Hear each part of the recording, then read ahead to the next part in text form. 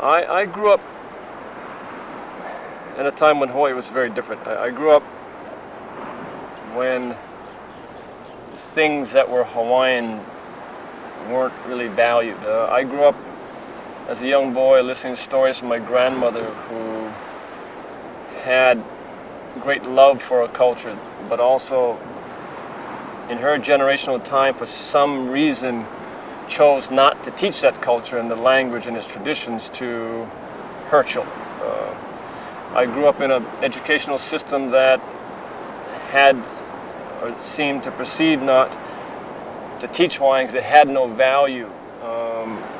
But at the same time, I grew up seeing that our people were extraordinarily unhealthy relative to other ethnic groups.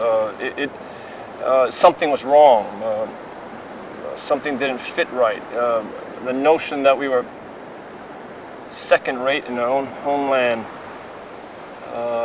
grew as I became more educated and understand what was going on.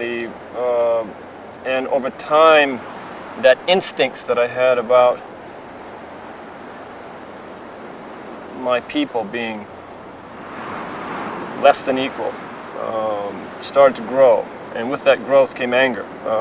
And with that anger came this almost sense of quiet rage, because the reason why I say it's quiet is because there was no place to debate it, no place to deal with it. And you carry that with you because something's wrong. All of that changed, though, for me personally. I was just happened to be in the right place at the right time.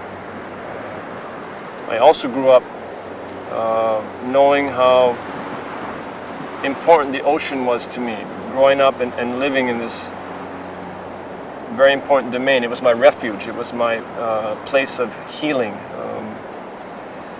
But 29 years ago, 3 men had a dream, and that dream was to build a voyaging canoe. A deep-sea voyaging canoe that represented the greatness of our ancestors. It symbolized the tool that they used to explore and colonize a place called Polynesia, biggest nation on earth, 10 million square miles, bigger than Russia. And they colonized it at least 1,000 years before Columbus was born. They brought new ideas, new thoughts, new perceptions about who we were as a great nation of people. And debatably, and arguably, in their time, probably the greatest explorers on the face of the earth. It all of a sudden was this injection of change. It was this whole new perception raised hope. It raised strength in a community that was dealing with depression and apathy.